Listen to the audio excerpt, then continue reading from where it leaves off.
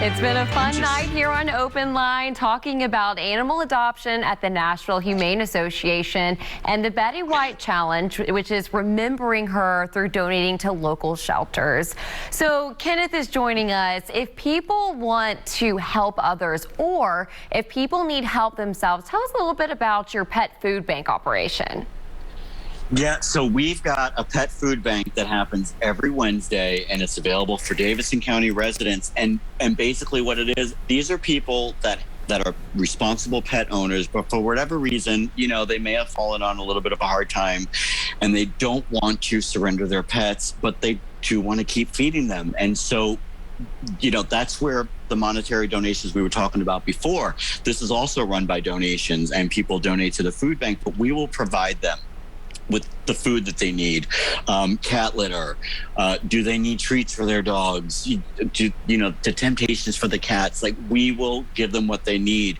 Oh, does your pet need a new bed? You know what, we've had those donated to. What size is your animal? And we're there for the community, and we do this every Wednesday. And, you know, it's been going on for years, and it's going to keep on going on for years. It's called the Darcy Lashinsky Food Bank. It's named in honor of one of our former board members. And I think just like Betty White, she'd be really happy that this food bank is happening in her honor. And so there's, like I said earlier, like if you can't donate money, but, you know, donate a bag of dog food, donate some cat litter. Canned cat food is something that, you know, we run out of a lot. It's something that we can always use, or gently used towels or new towels, paper towels, because we're always cleaning up messes at the shelter. So, you know, just things like that, but it helps our shelter. It also goes back to the community. And I think that's why the program runs so well, because people know that they're helping, and people, that's one thing that's great about Tennessee being a volunteer state. People just want to help, and we're thankful. For people who aren't super involved, or maybe they don't have an animal, they've probably seen the hashtag Adopt Don't Shop. Talk about the importance of adopting and not shopping for an animal, just to help cut down on some of those puppy mills. Yeah, I mean, that's a big hot topic. But, you know, there are so many animals at a shelter that are looking for a home. And so that's where the whole Adopt Don't Shop thing comes in. It's like, why don't you come to the shelter and see?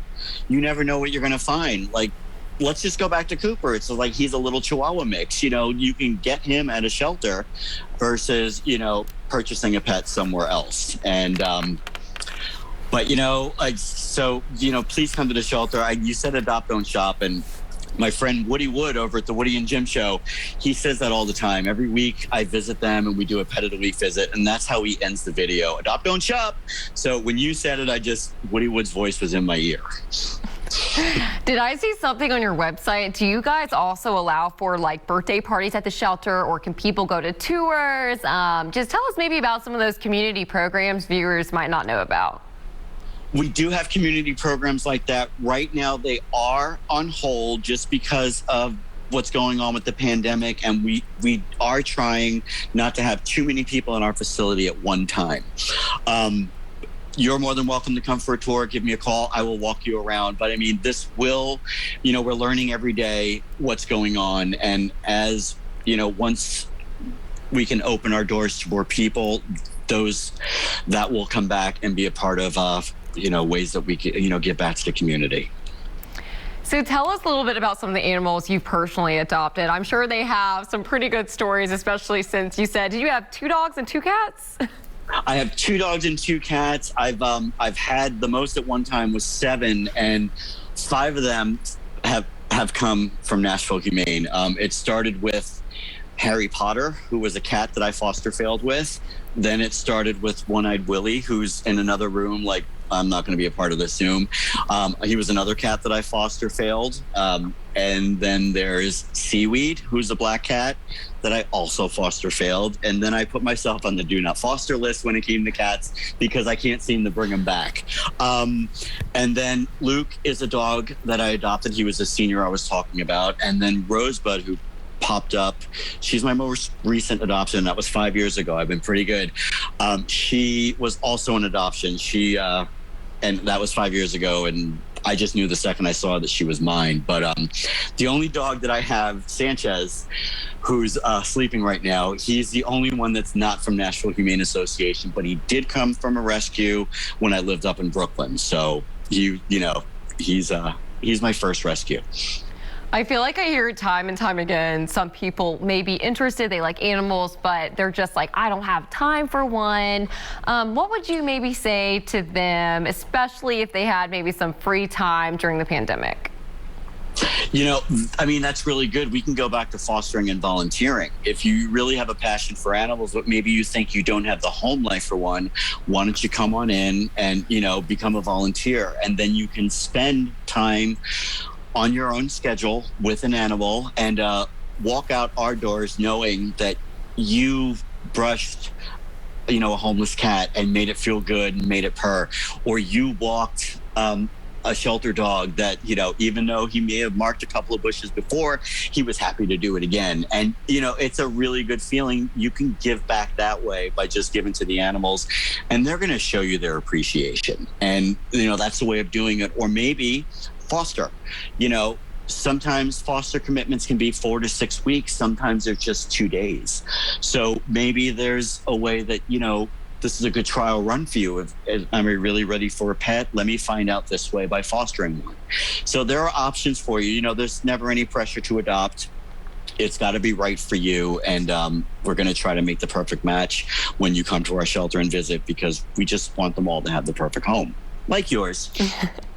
In 2022, like Duchess. Yes, Duchess. What are you Duchess. most excited about for the shelter this new year? I'm really looking forward to a year where more adoptions are going to happen, where we're going to be able to have like Unleashed. We talked about Unleashed dinner with your dog that's happening in May. That's an inside event. We weren't able to have that last year, and so it had to all be done online. So we're really looking forward to that. The city is opening up again, and that we can go out and do community events, and we can be out in public, and we can showcase and bring animals that are available for adoption, and maybe people will come back to the shelter and adopt them. But we're just really looking forward to what's down the road, who's going to find forever homes, who's going to come to our events, and who's going to get adopted, and just who's going to donate for Betty White on Monday. So it's just, the unknown is always fun.